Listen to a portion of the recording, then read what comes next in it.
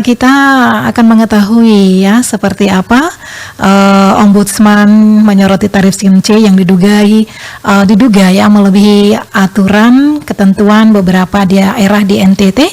Di ujung telepon kami sudah terhubung bersama Bapak Darius Bedadaton sebagai Kepala Ombudsman Republik Indonesia Perwakilan Nusa Tenggara Timur. Selamat pagi Pak Darius.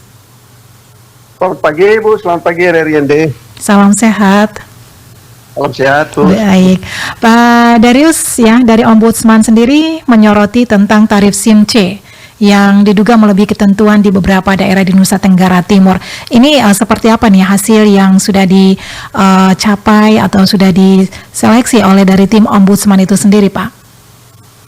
Iya, jadi kami kerap menghadapi para pengguna Satlantas khusus SIM terkait dengan banyak pertanyaan berapa tarif SIM khususnya SIM atau gitu ya. Dari berbagai rata-rata tarif itu tarif adalah 4.000 ke atas ya, 400 dan itu juga di berbagai di NTT ya, di NTT.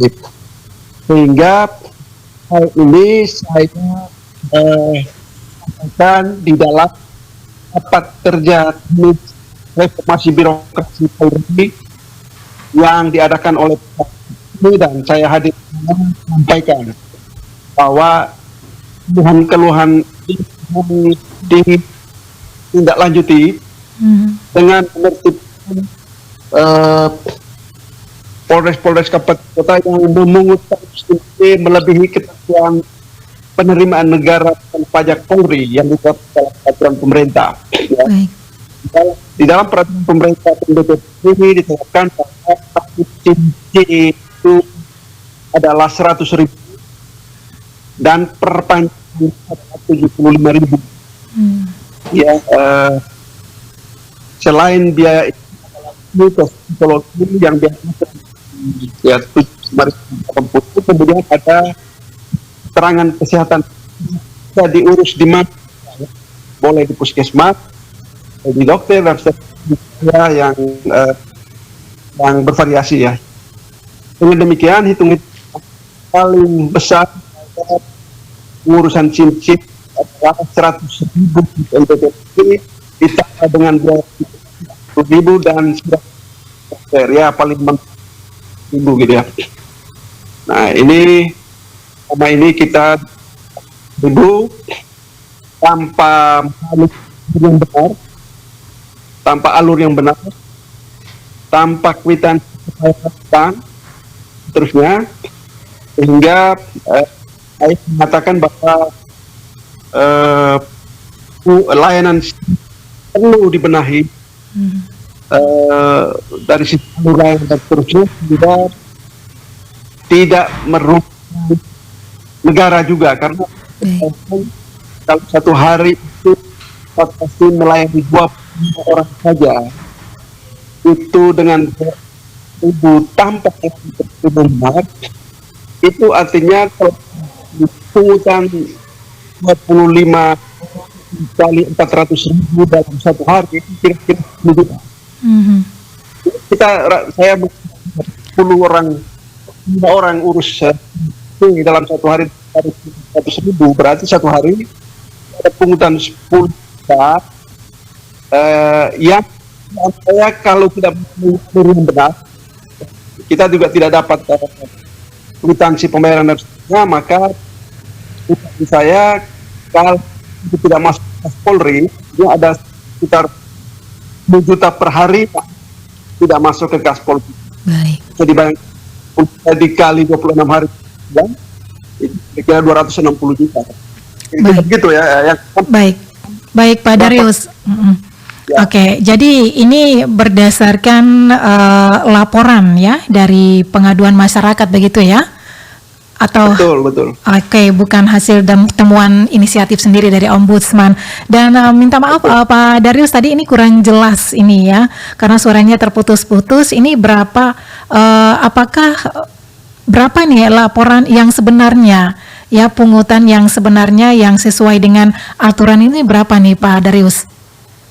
Ya, sesuai dengan peraturan pemerintah tentang BP Polri, itu SIM C pengurusan biayanya 100.000 SIM C baru ya. Oke, tarif resminya ya? Ya C, kalau per tahun itu 75.000. Oke. Nah itu kira-kira. Baik, jadi tarif yang melebihi ketentuan ini apakah termasuk amal administrasi atau seperti apa nih Pak? Ya, melebihi ketentuan bisa disebut pungutan liar ya, karena tidak sesuai dengan aturan pemerintah tadi. Sehingga saya menyampaikan di dalam rapat reformasi birokrasi Polri bahwa hal ini harus segera dibereskan karena kepercayaan publik hari ini juga sangat tergantung dari layanan polisi sendiri, misalnya layanan POMS, layanan satlantas, layanan SIM, layanan POMS, layanan reskrim dan seterusnya. Baik. Sehingga harus segera dibenahi. Baik, jadi langkah-langkah yang sudah dilakukan oleh Ombudsman sendiri terhadap instansi yang melakukan pungutan di luar ketentuan ini sudah dilakukan atau sudah berkoordinasi langsung begitu ya Pak Darius? Kami sudah berkoordinasi langsung dalam rapat teknis reformasi birokrasi Polri yang tadi saya sampaikan ya. Baik. Jadi saya diundang dalam rapat teknis reformasi birokrasi, saya sampaikan hal itu. Lalu saya juga berkoordinasi bersama teman-teman grup sahabat pungli provinsi yang anggotanya juga atau ketua timnya juga adalah Irwasda Polda. Saya sampaikan bahwa persoalan SIM ini harus segera diselesaikan agar tidak mengerus kepercayaan publik kepada polisi. Saya sampaikan. Baik, sejauh mana Pak Darius praktek ini merugikan masyarakat khususnya bagi warga masyarakat yang ingin mengurus SIM C ini Pak?